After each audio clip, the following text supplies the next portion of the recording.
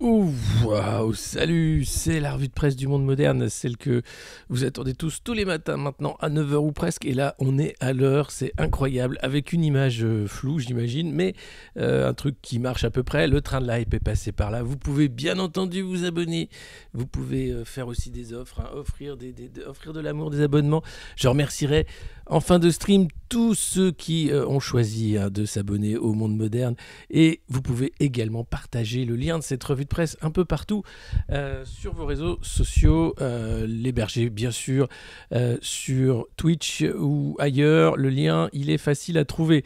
Bajned à tous. Bajned, pour ceux qui ne savent pas, c'était un tweet malheureux de Gérard Larcher le jour de l'intronisation de notre président Emmanuel Macron deuxième, puisque lui, comme il n'a pas d'enfant, il fait la succession lui-même.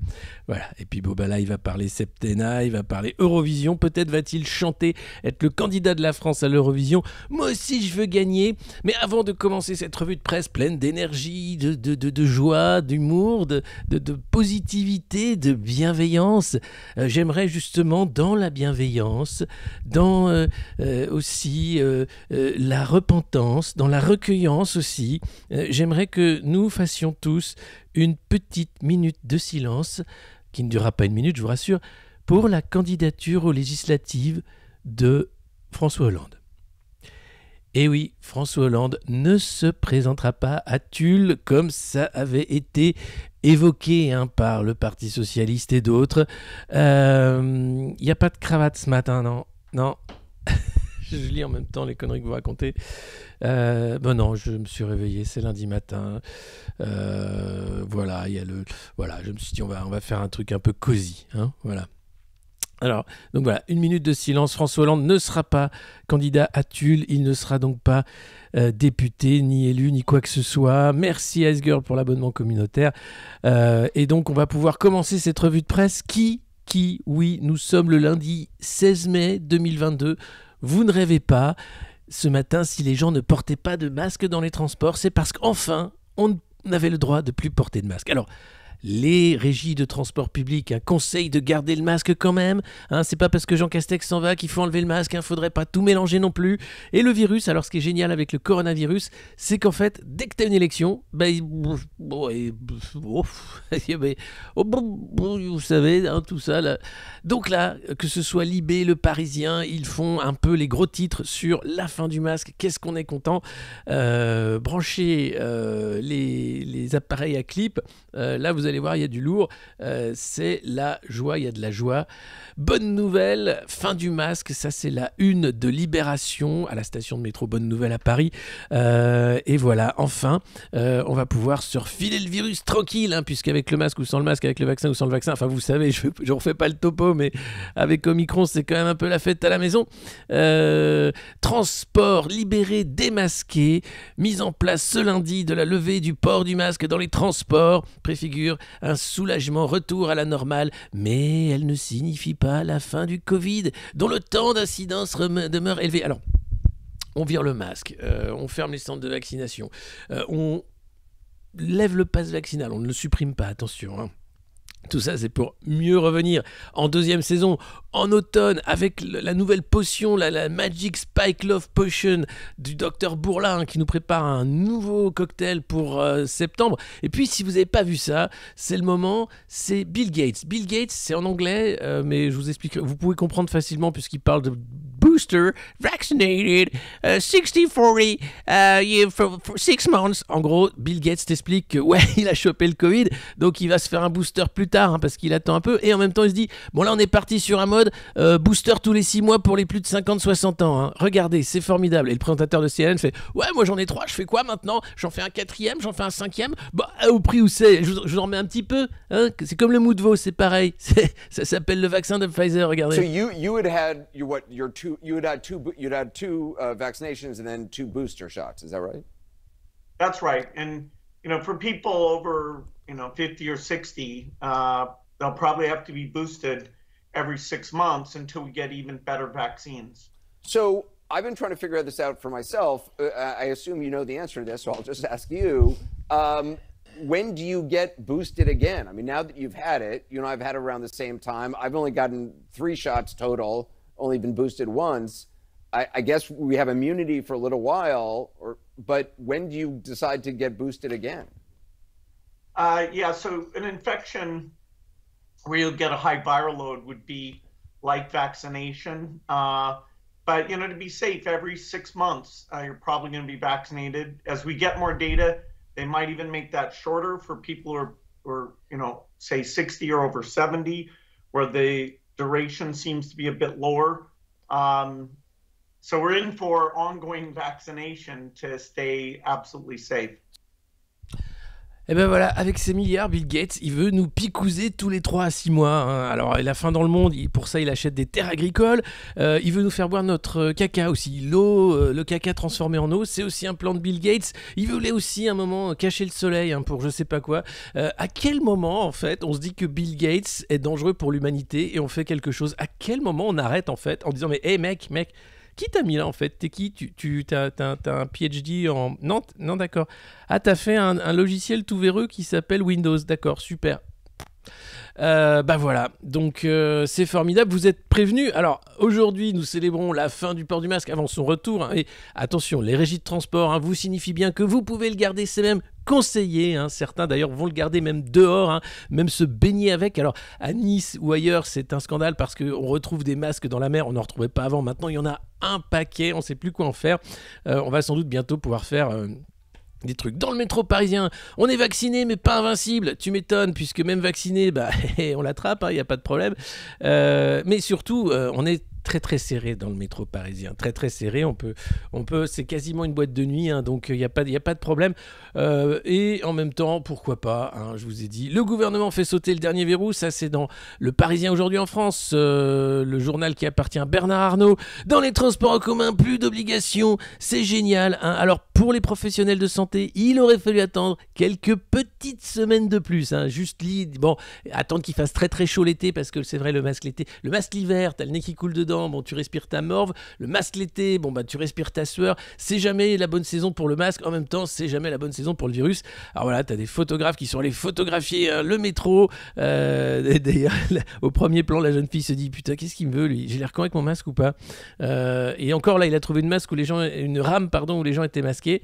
Et puis là, oh, si je suis content. Oh que oui, je suis content. Oh oui, je suis content. Je vais pouvoir avoir ma 4e dose sans mon masque. Qu'est-ce que c'est génial. Alors, vous avez bien sûr l'avis des spécialistes. Karine Lacombe, qui est la meilleure, chef du service infectiologie à l'hôpital parisien Saint-Antoine. Aujourd'hui, cette mesure est logique car la population est très vaccinée et une grande partie a été infectée. Oui, vous savez, c'est le vaccin qui permet d'avoir une forme légère. Pour cette professeure de médecine, l'enjeu est désormais ailleurs. Il est dans l'élargissement de l'accès précoce au traitement. Alors elle, Karine Lacombe, c'est la championne des traitements qui ne fonctionnent pas. Elle avait vendu des trucs à base d'anticorps monoclonaux. Là, elle est à fond pour le Paxlovid, qui, encore une fois... Bon, mais alors, donc à l'hôpital, nous voyons souvent des personnes qui arrivent trop tard parce qu'elles ne savaient pas qu'il existe un médicament, le Paxlovid, vous savez, c'est ce médicament qui est génial maintenant, qui permet de sauver des vies. Alors, pas tout le monde, mais bon, ça dépend parce que des fois, il y a des effets... en même temps, vous demandez tout et son contraire. C'est... Bon, alors donc maintenant, il y a des traitements, donc on est content. Et depuis une semaine, sa prescription en ville a été facilitée. Il faut que ça se sache car ça peut changer la donne. Ça y est, enfin, on a un traitement. Alors bon, celui-là, il coûte cher. Et puis, quand même, à quoi a servi le masque dans les transports? 50 000 amendes depuis mai 2020. 135 € d'amende multiplié par 50 000, je vous laisse faire le calcul. Un nouveau chapitre s'ouvre en 2 ans de port du masque.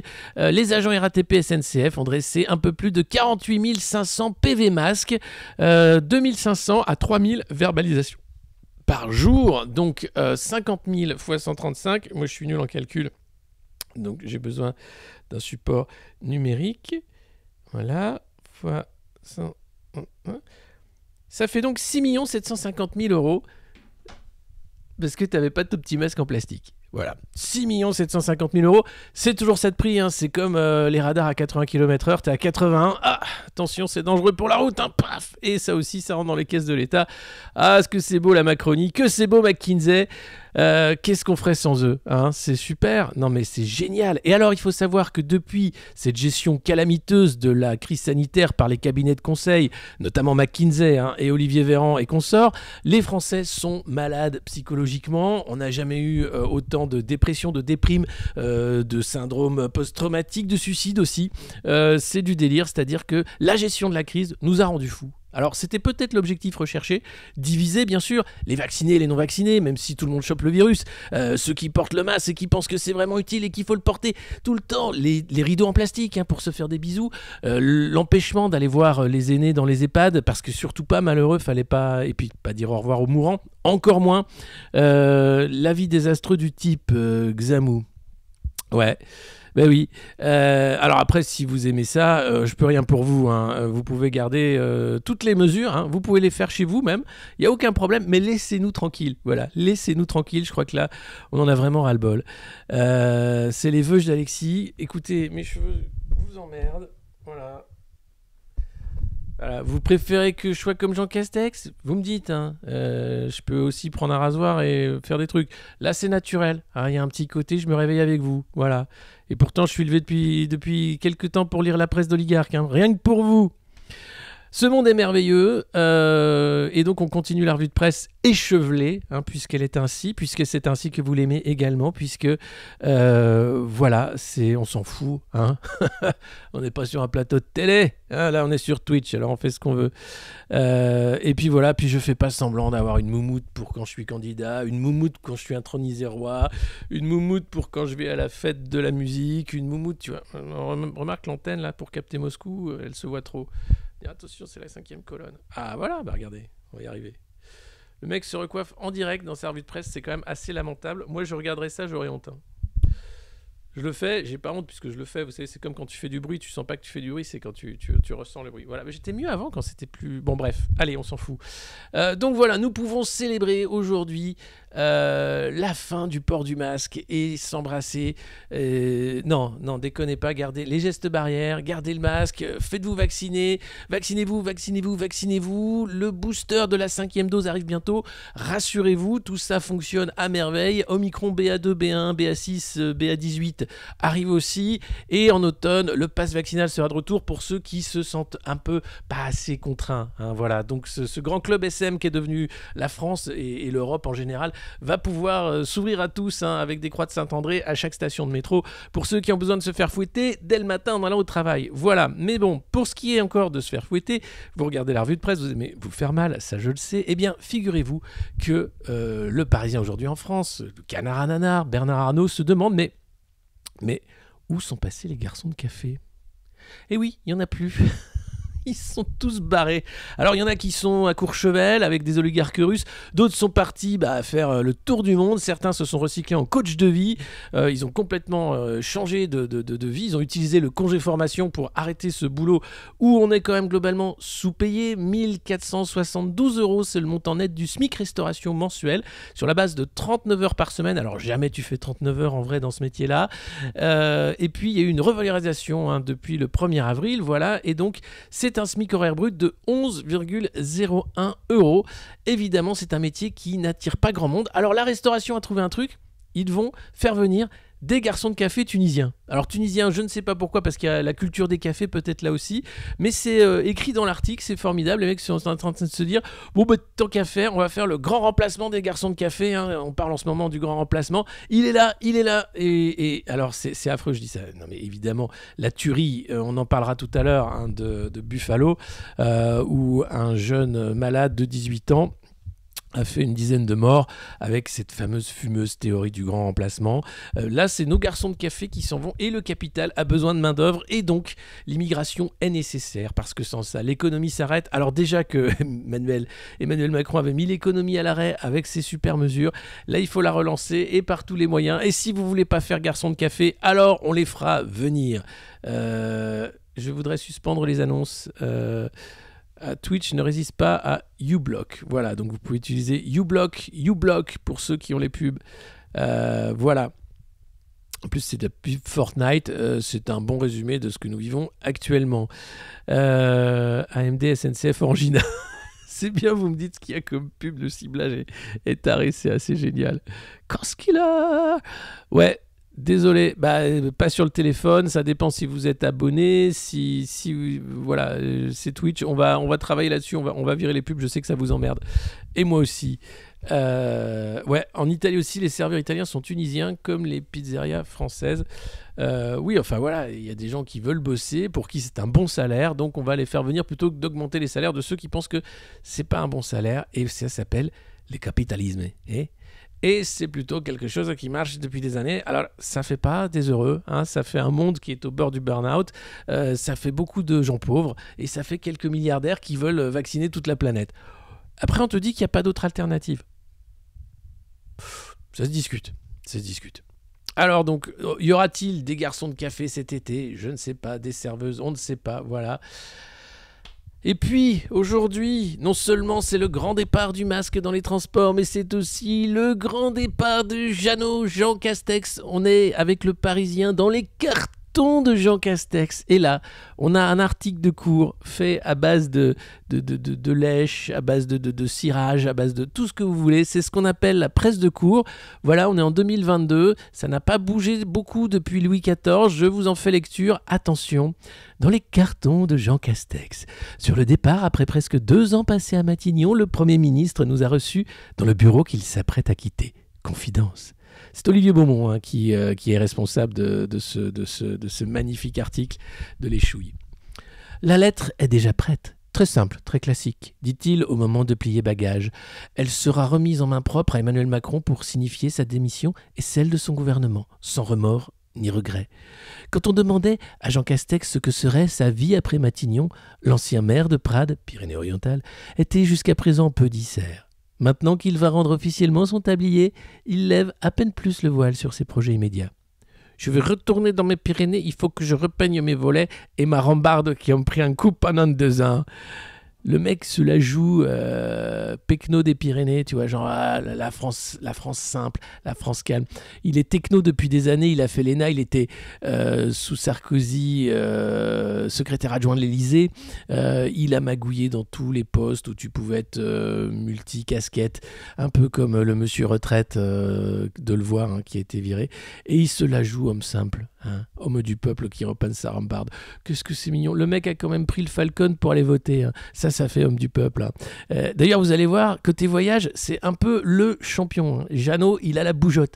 Alors, je continue la lecture de cet article dithyrambique. Dans son grand bureau qui offre depuis le premier étage une vue imprenable sur les jardins de Matignon, 3 hectares, le plus grand parc privé de la capitale, Jean Castex, bientôt 57 ans, fait ses cartons avec philosophie pour laisser place à celui ou celle qui va le remplacer. On est à la fin d'un cycle, personne n'est propriétaire de sa charge. J'espère seulement que je suis meilleur en sortant qu'en arrivant. Il y a un petit soulagement, je le cache pas, mais ça veut pas dire que t'es meilleur, c'est juste que nous on se sent mieux, mais ça n'a rien à voir avec le fait que tu sois meilleur. Alors il range des souvenirs glanés au fil des quelques 680 jours passés rue de Varennes. 680 jours quand même, voilà. Alors, 351 déplacements, voilà ce qu'a fait Jean Castex en 680 jours. C'est plus d'un déplacement tous les 2 jours. Je vous dis pas la facture, c'est le gouvernement qui a coûté le plus cher de la 5e. Mais pour ce qui est des voyages de Jean Castex, aucun Premier ministre n'a autant pris le Falcon que lui. Il adorait ça. C'était son petit côté homme simple du peuple. Il était là à 2000 km, 10 000 mètres d'altitude, regardant la plaine sous lui défiler et disant « Oh merde, ma rambarde, putain !» Il faut que je repeigne ma rambarde, elle a pris cher. Voilà, ça c'est Jean Castex, c'est ce foutage de gueule permanent, gentil, avec le sourire, avec l'air un peu penaud qui te dit « Ben, il va falloir vous enfermer chez vous et prier 3 fois notre Père parce qu'on ne sait jamais ». Derrière le bureau de style Louis XV, sur lequel Léon Blum signa en 1936 les fameux accords de Matignon, les étagères se vident. Quelques dossiers traînent encore, non loin d'une dizaine de surligneurs fluorescents alignés sur la table. Ça a été mon principal outil de travail pendant 2 ans. C'est quoi ton boulot ? Je souligne des mots. Au hasard, en fonction des rapports de McKinsey que je reçois, je dis tiens, celui-là je le connais pas de mots, ça veut dire quoi ?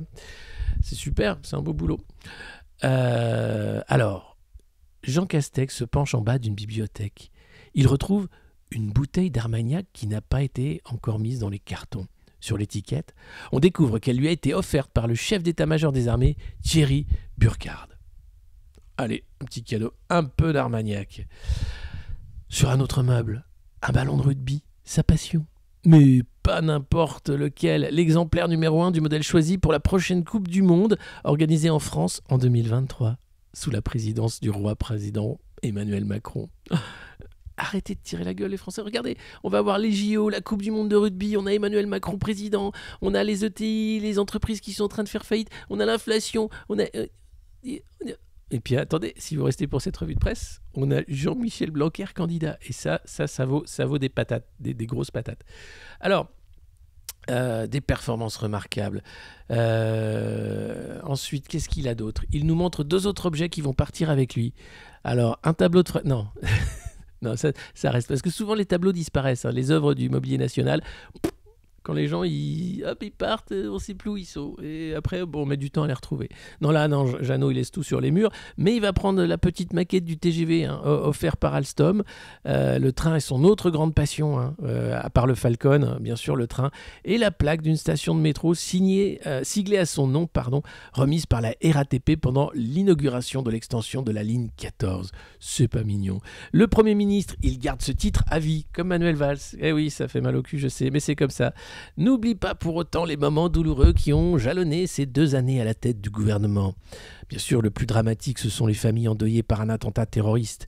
Je garde aussi en mémoire mon déplacement à Auschwitz, avec le témoignage de rescapés de la Shoah devant des lycéens que nous avions emmenés dans la délégation.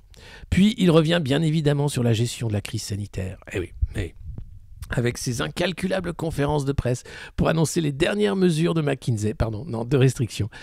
Je sais que pour beaucoup de Français, je resterai associé à cela, concède Castex. J'ai essayé de prendre les meilleures décisions possibles sans jamais mentir. Dans ce genre d'épreuve, le doute est permanent, mais il faut surtout avoir la main qui ne tremble pas. D'où son enlèvement de masque sportif. Je ne sais pas si vous vous rappelez, mais quand il arrivait comme ça, il avait son masque et tout, puis ils arrivaient au pupitre, et là, il enlevait son masque, et c'était Super Jeannot, quoi.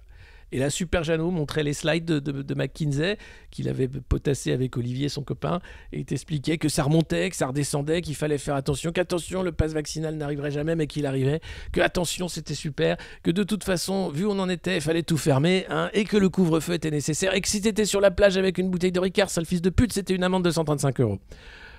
C'est un peu résumé, c'est un peu cavalier, c'est un peu grossier, mais c'est quand même pas mal ce qu'on a vécu en réalité. Hein, c'est assez dingue. Jean Castex, voilà. C'est pas lui qui prenait la décision, non. Non, bah là, en réalité, Emmanuel Macron attend le go de McKinsey pour avoir le prochain figurant. Il a dit, moi j'aimerais bien, machin. Non, écoute, Jean Castex, c'était parfait. Attends, calme-toi, c'est pas parce que t'es réélu président qu'il faut faire n'importe quoi, c'est nous qui gouvernons. Hein.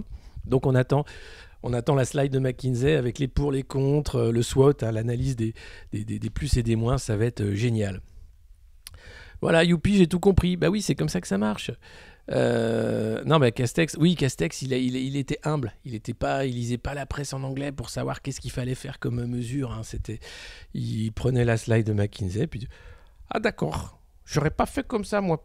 Mais ben si tu le dis qu'ils vont on ferme le rayon slip et le rayon jouet et les commerces non essentiels.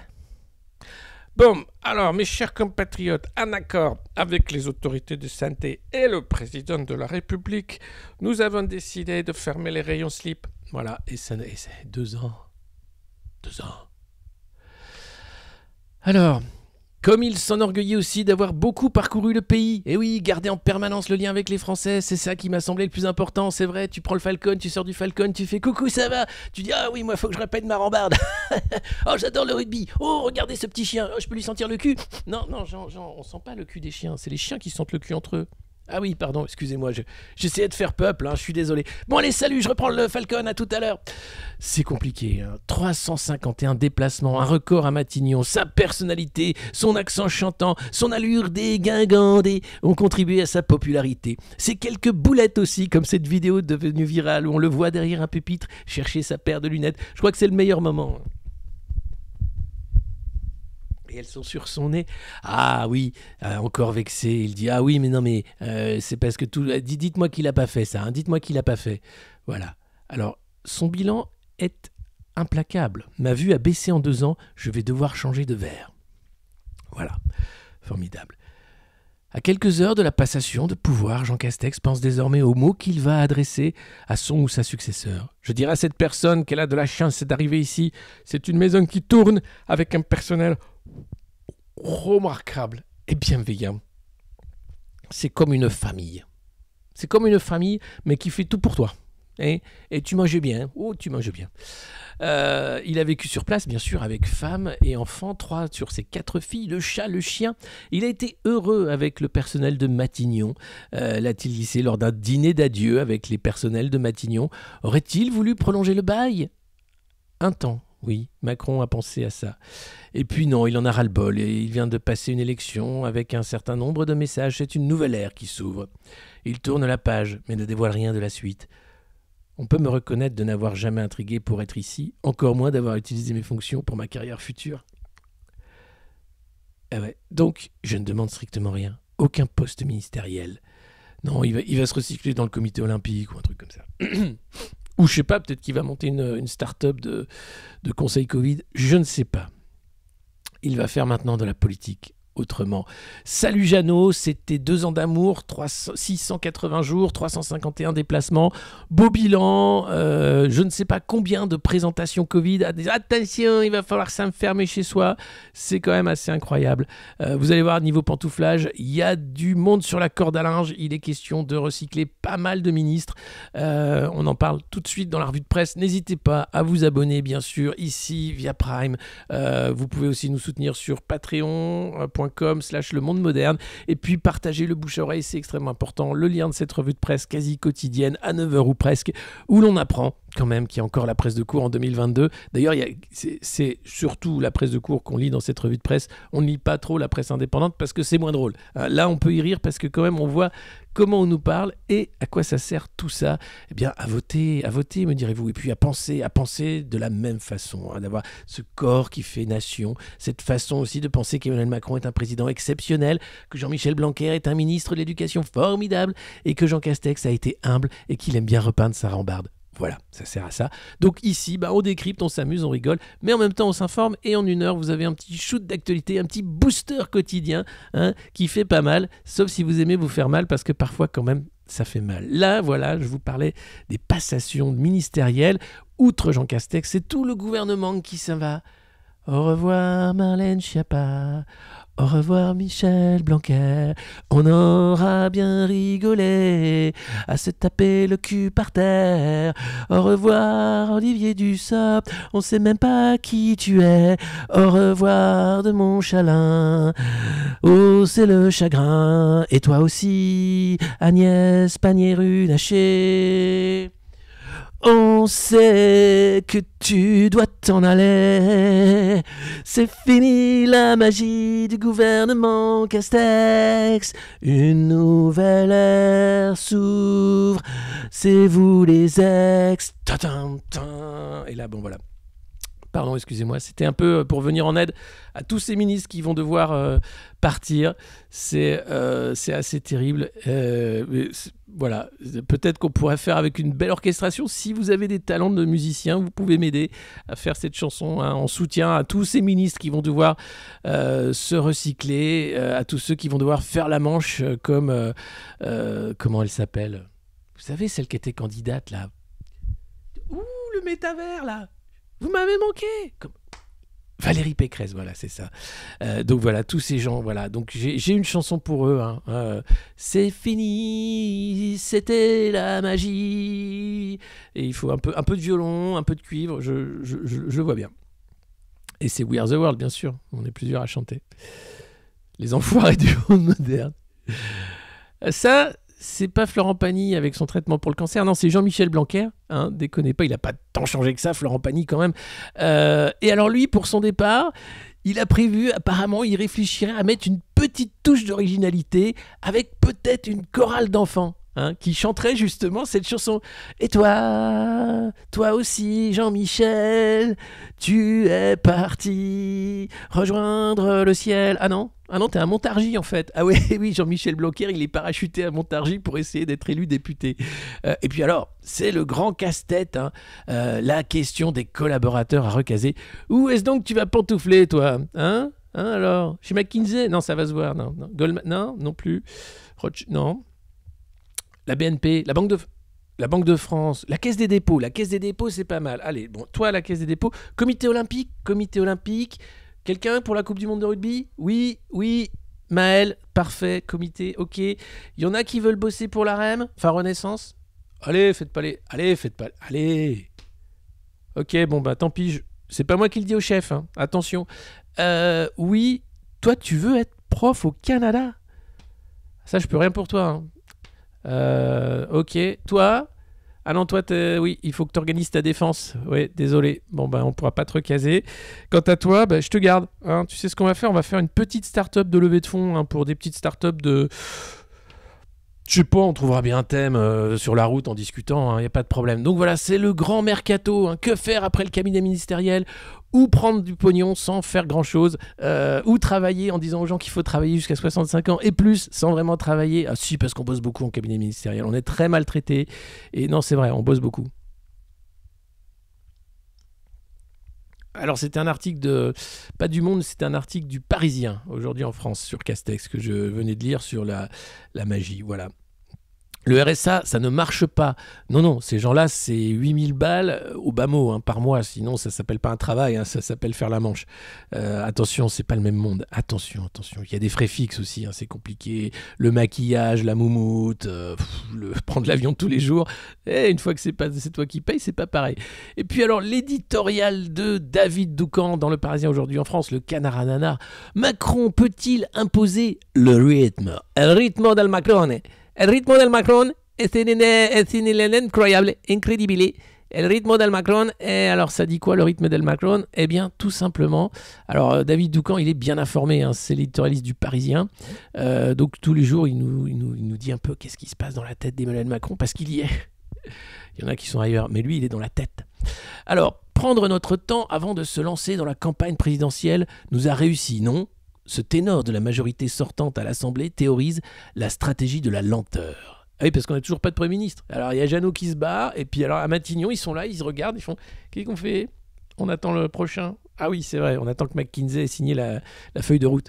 Alors, la nomination d'un nouveau gouvernement donnera, pour de bon, le coup d'envoi de la séquence des législatives, puisqu'il ne manque plus que cela pour que tout soit en place. Si cela intervient en ce début de semaine, nous serons à une petite trentaine de jours du premier tour. Et ça va arriver en ce début de semaine, évidemment, hein, le maître des horloges, sauf si jamais hein, vous avez, je sais pas, un événement majeur comme, tiens, là, un accord de paix en Ukraine. Non, je déconne. Mais évidemment, je déconne. Bon, mais... Le chef de l'État a constaté, nous racontent plusieurs de ses proches, que ses opposants à la présidentielle étaient nombreux à s'être épuisés et abîmés pendant des mois à force de boxer dans le vide. Vous vous rappelez les images de Macron qui boxe face à un boxeur de Seine-Saint-Denis?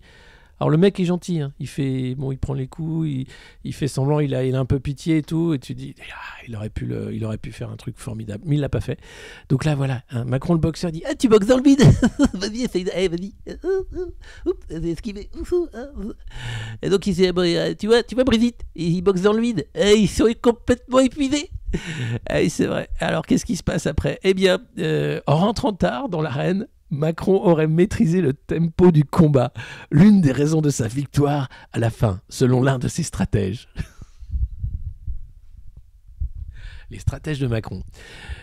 Bon, chouchou, ce qu'on fait, c'est que tu fais pas campagne, tu fais des vidéos YouTube où tu te poses en chef de guerre. Regarde Zelensky, il a mis un sweat. Tu mets un sweat ce dimanche, tu déconnes pas. Tu te rases pas non plus, faut que ça fasse le mec qui bosse, tu vois. Et pour la campagne, comme d'habitude, t'as pas de projet, t'as pas de programme, tu traites tout le monde de plouc, et ben c'est toi le meilleur. Hein. Vas-y, c'est toi le meilleur champion, vas-y, t'es le champion, tu es le champion, c'est ça, t'es le champion. Et voilà, et c'est parti, et il a gagné. C'est formidable. Ça, c'est les stratèges de Macron. Les mêmes causes peuvent-elles produire les mêmes effets pour les législatives? En tout cas, on l'espère, lâche un député candidat à sa réélection. Sauf que depuis le 24 avril, il s'est passé quelque chose. Mais quoi ? La NUPES, oui, l'union de la gauche. Et donc peut-être qu'avec cette dynamique électorale, le champ libre laissé à la gauche et à M. Mélenchon, mais est-ce là un drame ? Macron a-t-il laissé le champ libre à Mélenchon ? Ses proches voient cela d'un autre œil. Il fallait laisser passer le moment Mélenchon, ne serait-ce que pour voir à quoi il aboutirait. Et maintenant, on va reprendre la main sur l'agenda politique. Alors bon, déjà là, ils ne font que taper. C'est un coup Burkini, un coup Tabouaf, un coup laïcité, que des trucs, on s'en fout. Ce matin, Ruffin était sur RMC, il dit « J'en ai rien à battre du Burkini à Grenoble, c'est le problème du maire de Grenoble et de la préfecture. Moi, ce que je vois, c'est je sais pas quand est-ce qu'on pourra encore mettre de l'eau dans les piscines si ça continue comme ça. » Assez juste, bravo à lui. Ses proches voient cela d'un autre œil. Voilà. Donc là, c'est le moment Mélenchon, c'est le moment Burkini, c'est le moment Printemps républicain, c'est le moment vous, responsable de la commission des finances, mais ce serait une catastrophe. Vous allez encore faire des trucs de dingue pour les riches. Ouais, c'est compliqué. Bon, alors non, reprendre la main sur l'agenda politique. Admettons, il faut un casting gouvernemental un peu waouh quand même, comme nous disait l'expert, un artisan de la campagne. Il faudrait un casting un peu waouh. Ah bah j'ai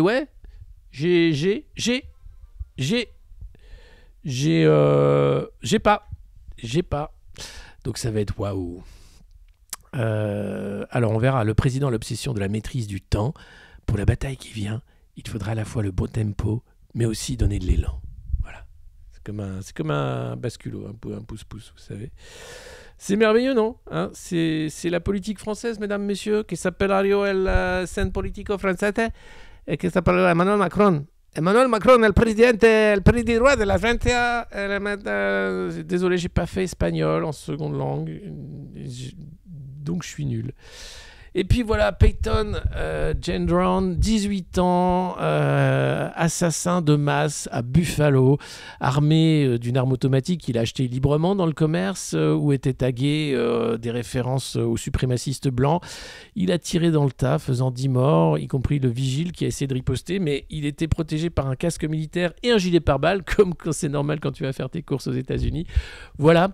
Aux États-Unis, les démocrates s'inquiètent de la montée de l'ultra-droite qui fait des attentats. Ça fait longtemps que ça existe, mais là ils se disent ça commence à faire beaucoup.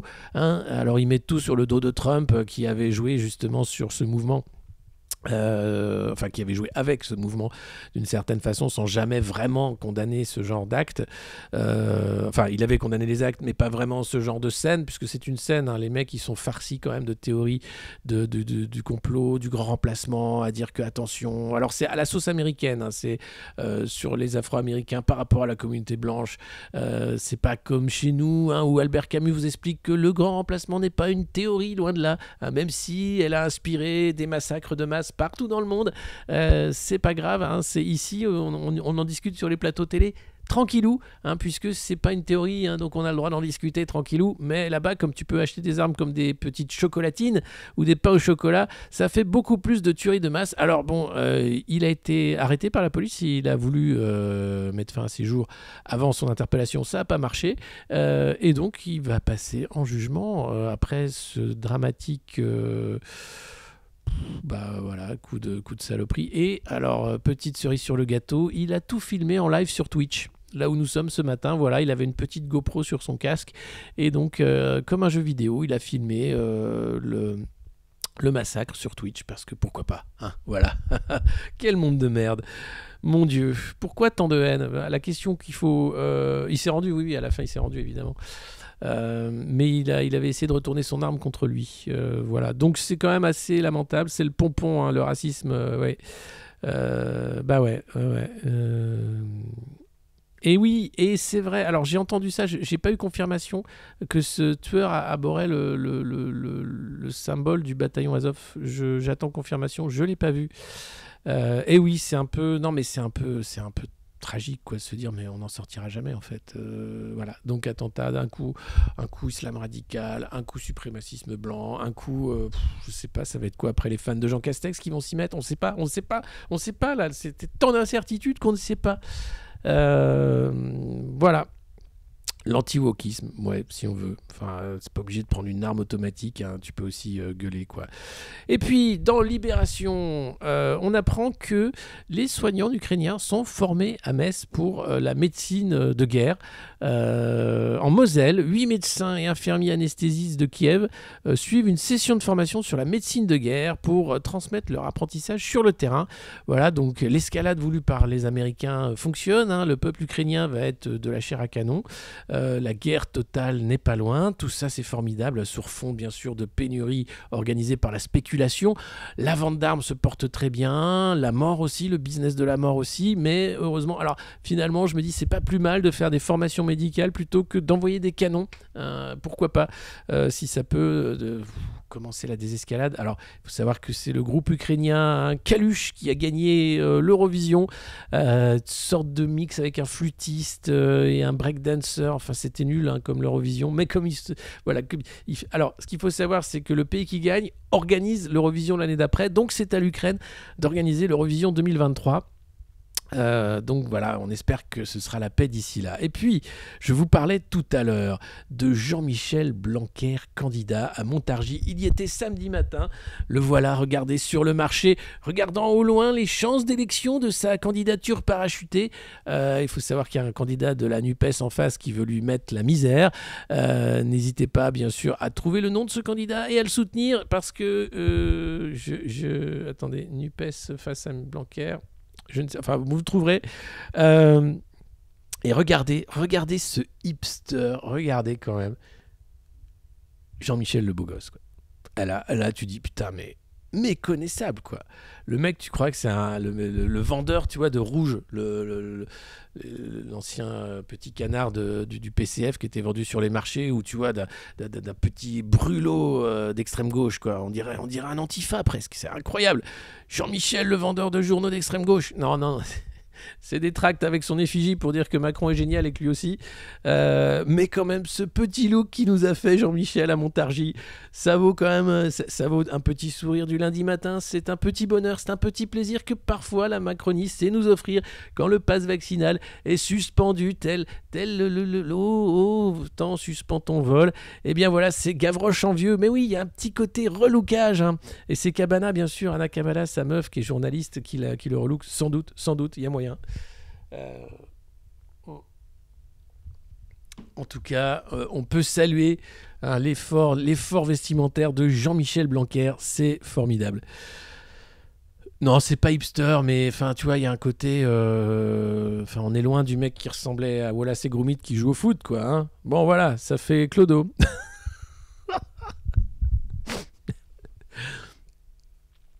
Voilà. Mais non, mais c'est juste la mise en abîme, c'est formidable. C'est Libé qui suivait Blanquer à Montargis. Et puis sinon, attendez, vous pensez que les pénuries arrivent? Oui, parce qu'il y a la spéculation, mais pas que, parce que l'Inde garde son blé à cause de la sécheresse. Hein. La récolte n'a pas été excellente, donc plutôt que d'avoir la famine et les révoltes de la famine dans son pays, l'Inde va garder les grains de blé pour le pays plutôt que de l'exporter. Alors que c'était un gros pays exportateur de blé. Donc, déjà que l'Ukraine était un gros pays exportateur de blé, tout comme l'était la Russie, vous savez, ce qui nous pend au nez après l'été, bien sûr, ce sont les grandes famines. Alors, tranquillou bilou, hein, Bill Gates, lui, a acheté des terres agricoles aux États-Unis. Peut-être va-t-il arriver à la rescousse avec du blé OGM pour tout le monde. Seulement si vous êtes vacciné, attention. Sinon, vous ne pouvez pas digérer ce blé. Camoulox. Non, je déconne. Mais en tout cas, attention, avec tout ce blé qui va manquer, on va manger du carton, comme je vous l'avais dit dans d'autres revues de presse. Mais c'est pas mauvais le carton, hein, bien assaisonné avec une sauce samouraï ou quoi, ça passe crème. En tout cas, le temps des pénuries est installé. Alors voilà, vous allez me dire, merde. Les conspis avaient encore raison. Après le Covid venaient les pénuries, puis les tickets de rationnement alimentaire. Ça ne saurait tarder si on continue dans ce récit qui nous est imposé par la guerre, bien sûr, mais aussi par la spéculation, puisqu'aujourd'hui, il y a des stocks. On les retient parce qu'on ne voudrait pas que ça vienne à manquer.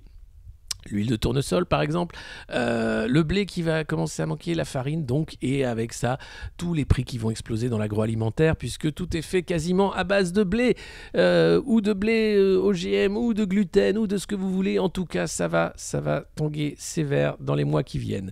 Et puis le Figaro qui revient quand même à l'essentiel, hein. Face à Poutine, la Finlande et la Suède rallient l'OTAN. Oui, Finlande et Suède, par leurs gouvernements respectifs, ont fait montre de leur volonté de rejoindre l'OTAN.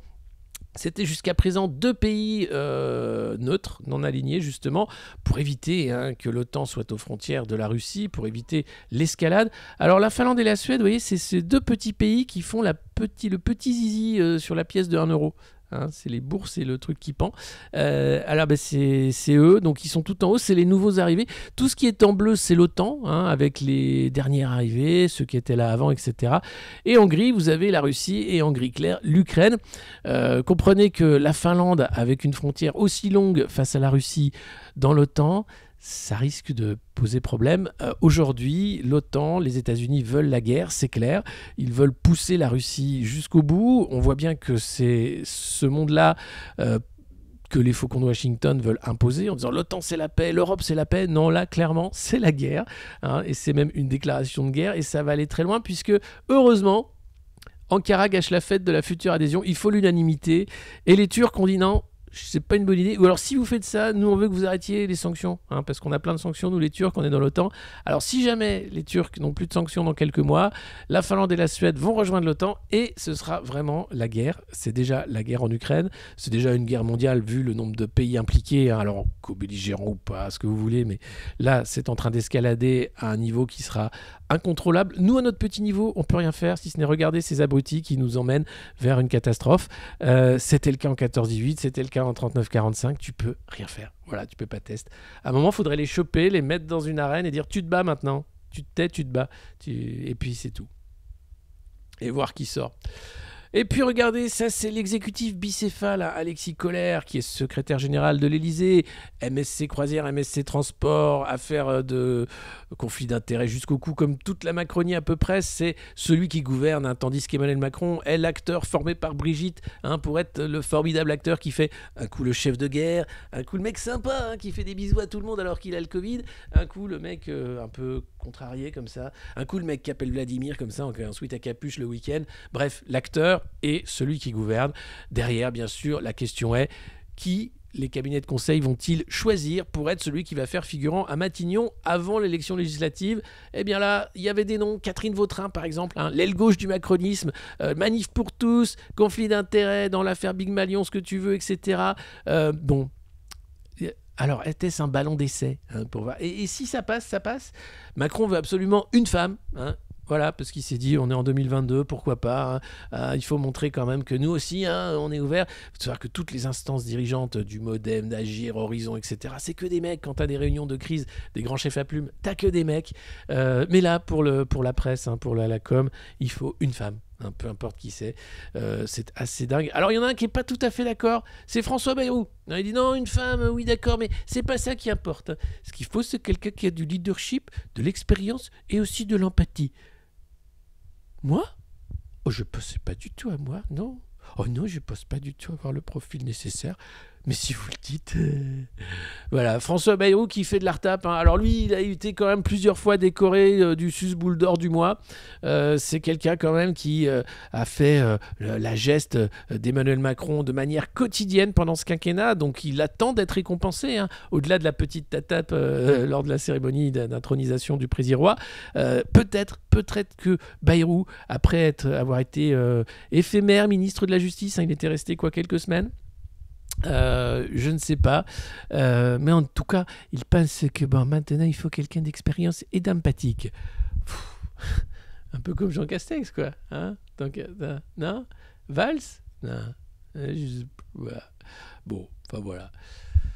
Et puis vous avez vu ces images sans doute qui étaient à vomir où lors des obsèques de la journaliste palestinienne Shirin Abu Akleh, les forces israéliennes avaient chargé la foule et fait vaciller le cercueil. Les Palestiniens réclament justice pour cette journaliste qui a été tuée alors qu'elle couvrait une opération israélienne, du côté israélien d'ailleurs, marqué presse sur son gilet pare-balles. L'enquête avance, alors si ça, l'armée israélienne avait dans un premier temps rétorqué que non, c'était pas possible que ce soit un de leurs tireurs qui ait fait ça.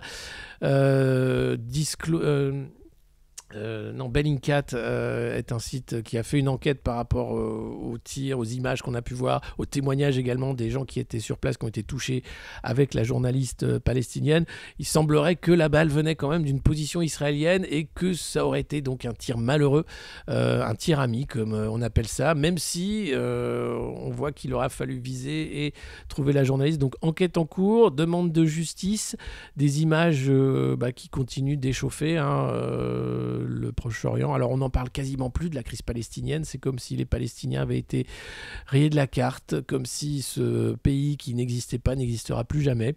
Et là, avec la mort de cette journaliste, on revoit encore des images incroyables de cette violence, tout simplement, en disant mais c'est pas possible de continuer comme ça. Donc l'enquête est en cours et pour le moment les versions contradictoires sont l'une contre l'autre, mais même l'armée israélienne ne peut pas reconnaître formellement que c'est pas elle qui a fait ce tir, qui a tué la journaliste palestinienne. Voilà.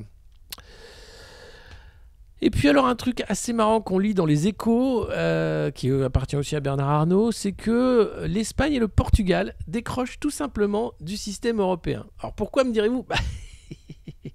Des coûts quoi, pour payer moins cher tout simplement.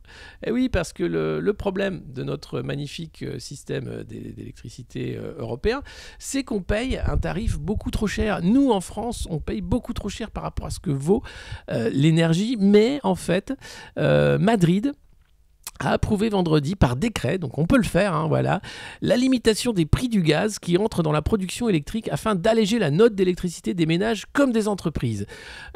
Pour une fois, ce ne sera pas les mêmes qui paieront, a affirmé la ministre de la Transition écologique, Teresa Ribera, en expliquant que la baisse des tarifs sera financée par une réduction des bénéfices des compagnies énergétiques. Ah ! Comme dirait Denis Brognard. Donc on peut le faire. Donc on peut rogner les profits des compagnies énergétiques qui s'en foutent plein la poche pour baisser les prix et les réguler en dehors de tout cadre européen, puisque là il s'agit de quitter justement le système européen qui nous fait payer beaucoup trop cher. Ce nouveau système, âprement négocié avec Bruxelles, va entrer en vigueur de façon simultanée en Espagne et au Portugal. Il reconnaît l'exception ibérique. Alors là pour ça il faut faire montre qu'on a une exception, et oui, marque un précédent en permettant aux deux pays de décrocher du système tarifaire européen qui est injuste et qui nous fait payer beaucoup trop cher une énergie qu'on devrait payer moins cher en France. C'est dingue. En fait, l'Europe, si tu veux résoudre les problèmes, il faut juste dire non, je suis pas d'accord avec vos règles, ou il faut se barrer. Mais sinon, si tu restes, tu payes très cher. Et oui, mais on est plus fort ensemble. Pourquoi tu me fais la poche on n'avait pas dit ça. Donc eux, les Espagnols et les Portugais ont compris. Donc ça, c'est la première étape. Alors pourquoi ? Eh bien, régime particulier parce que la Commission européenne, Ursula von der a reconnu le manque d'interconnexion vers la France. Et oui, les flux entre les Pyrénées, entre la France et l'Espagne, ne sont que de 3 à 5% de la capacité installée en Espagne. C'est donc un isolement de la péninsule ibérique qui l'a fait en fait prendre un statut quasiment d'île. Et donc, difficile d'avoir accès aux énergies renouvelables du nord de l'Europe. Et elle fonctionne comme une île. Donc, le mécanisme ibérique prévoit une plateforme du tarif du gaz qui entre dans la production électrique. Et ensuite, les gaziers seront compensés et recevront la différence entre le prix du marché et le tarif plafonné quand il sera introduit dans le mix électrique. Voilà. Avec la réduction des bénéfices perçus par les compagnies électriques à la faveur de l'escalade des prix, tout simplement. Il suffit de faire payer ceux qui s'en mettent plein les fouilles. C'est pas Mélenchon qui disait ça de Total. Mais si, mais c'est dégueulasse, c'est un gauchiste. Bon, là c'est quand même l'Espagne et le Portugal, avec l'aval de la Commission européenne, qui arrivent à réguler les prix. En France, non, ça n'arrivera pas. Vous inquiétez pas, Macron il va tout nous faire payer et il va vendre EDF et Total à tous les autres. Ça c'est le projet. Non, je sais pas, mais bon, il en est capable. Attention, il en est capable. Il faut vraiment le marquer à la culotte. Il faut vraiment attention. Ce mec-là, attention, il est capable de mettre un but contre son camp. D'ailleurs, il ne met que des buts contre son camp. D'ailleurs, c'est son métier. Plafonnement à 40 € pour 6 mois. Le prix du gaz sera plafonné à 40 € le milliwatt-heure pendant les 6 premiers mois. Avant de monter progressivement pour atteindre 50 €, ce qui est quand même la moitié de ce que ça a coûté les 3 derniers mois. Et les profits, eh bien, ils les mettront tranquillement sous l'oreiller, voilà, en attendant des jours meilleurs. Alors, c'est vrai, hein, pourquoi nous on ne le fait pas ? Tout simplement parce que c'est le moteur franco-allemand et puis parce que Macron c'est le champion de l'Europe. Et qui s'est fait élire d'ailleurs sur ce programme. Ouais, c'est super content parce qu'avec Ursula et avec Olaf, on s'est mis d'accord que nous les Français, on allait payer pour tout le monde. Parce que c'est l'Europe. Ouais. C'est super important. Voilà, donc c'est possible de réduire les profits des multinationales énergétiques et de faire payer moins cher si on décroche du système européen du coût de l'énergie. Allô, bonjour l'Elysée, bonjour les studios.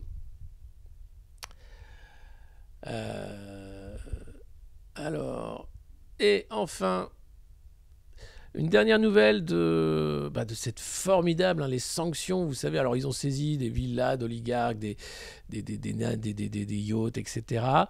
Mais là, figurez-vous qu'en Russie, Renault transfère ses actifs à l'État russe. Et oui, comme prévu, le constructeur français va donc céder pour un montant symbolique, on ne sait pas le prix, mais vraiment rien, 68% des parts qu'il détient dans la maison mère de Lada, ainsi que son usine de Moscou, à un organisme étatique russe. C'est 2,2 milliards d'euros d'actifs qui partent en fumée, avec une hypothétique possibilité de retour à moyen terme, autant dire que non. Donc là, tranquille, c'est une nationalisation qui ne dit pas son nom. Renault est obligé, parce que oui, c'est des sanctions, les Russes sont méchants. Et donc en fait, c'est un institut de l'État russe, le NAMI, qui va gérer avec une marge de manœuvre très limitée par rapport au ministère de l'Industrie. Les décisionnaires sont chez Avtovaz, cette filière-là donc.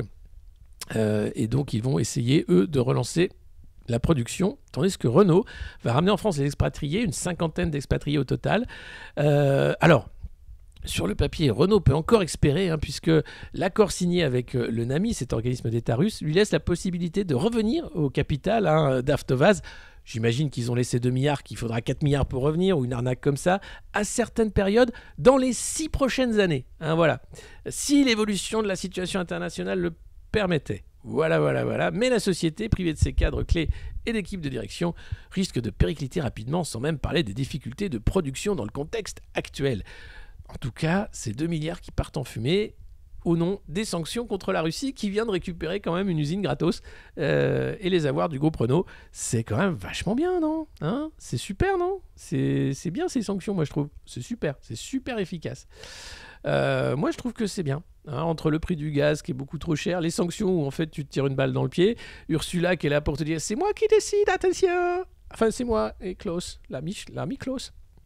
Bref, et le scandale Alstom, évidemment. Donc attention, les 5 ans qui viennent risquent d'être une braderie géante en fait, pour finir sous la coupe de Washington ou je sais pas de qui, mais ça va être super bien. On va vraiment se marrer. En tout cas, sous Macron, tous mes vêtements ont rétréci. Merci David Twitch. C'est parce que tu as pris du poids, David. Tout n'est pas la faute de Macron. Aussi, peut-être que les confinements ont fait que tu as pris du poids et que tu ne rentres pas dans tes vêtements. Je ne sais pas. Maintenant, c'est le moment où je réponds à vos questions.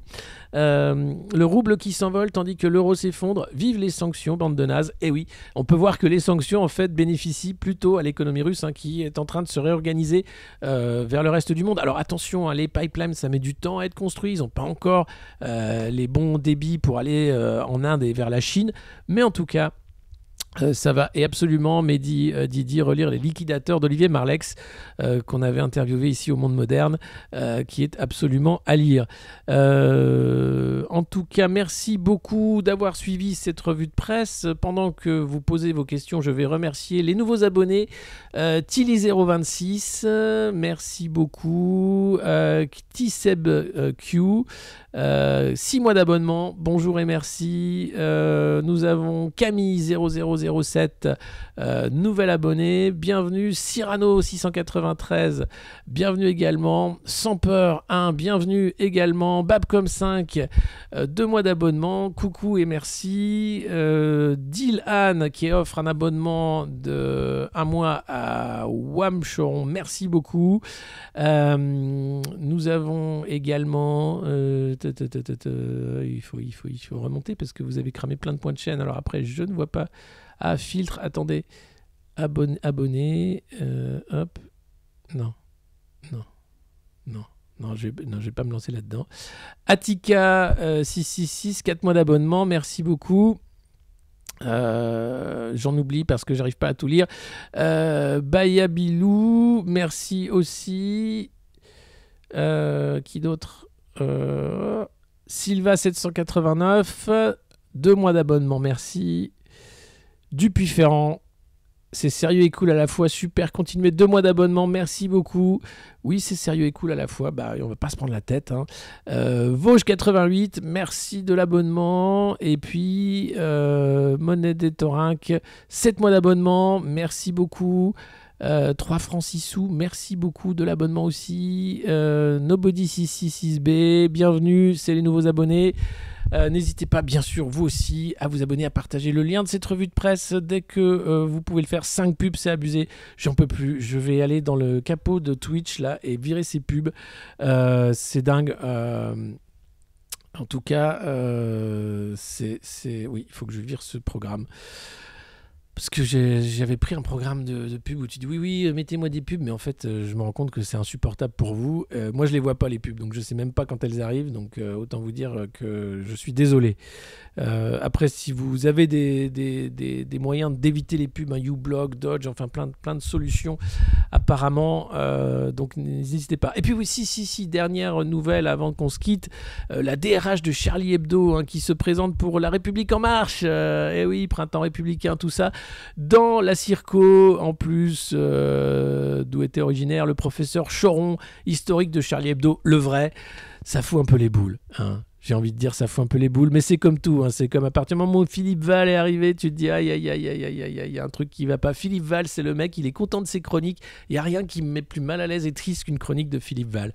C'est vraiment un truc. Si parfois il y a. Si, il y a Yann Moix aussi. Quand je le vois, je suis triste. Je sais pas pourquoi, mais le mec, il arrive, t'es là, tu dis oh, pouf. Il va encore plomber l'ambiance, lui. Et ça rate pas, c'est à chaque fois pareil. En tout cas, je suis le Charlie d'avant, celui des Cabu, des Wolinski, des Choron, tous les autres, des Cavana. Ça c'était Charlie. Et puis voilà. Tyler Durden, 6 mois d'abonnement, merci beaucoup. Marcus Verus, 3 mois d'abonnement d'un coup, mais c'est formidable. Et Brijou Moncanou, 5 mois d'abonnement, merci beaucoup. Je vous dis rendez-vous demain pour une nouvelle revue de presse. C'est tous les matins à 9h ou presse. Pour ceux qui ne connaissaient pas encore, c'est la revue de presse du monde moderne.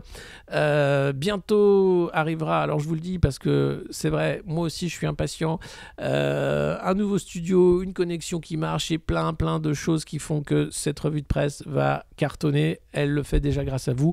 Elle sera encore plus importante dans les jours qui viennent, les mois qui viennent, parce qu'il va falloir se serrer les coudes. Je ne vous cache pas que une zone de turbulence est en approche. Attachez vos ceintures, prenez soin de vous, de ceux que vous aimez, et prenez pas tout ça trop au sérieux quand même si plus ça va, plus on se dit j'ai plus envie de rire, c'est difficile de rire. Si, vous voyez, on peut toujours rigoler, il y a toujours si Jean Castex s'en va et c'est un autre clown qui arrive, enfin voilà, vous savez, on pourra toujours rigoler, vous inquiétez pas, c'est Emmanuel Macron qui est à la tête du pays, donc il y a de quoi se marrer. Allez, bisous, bonne journée, ciao.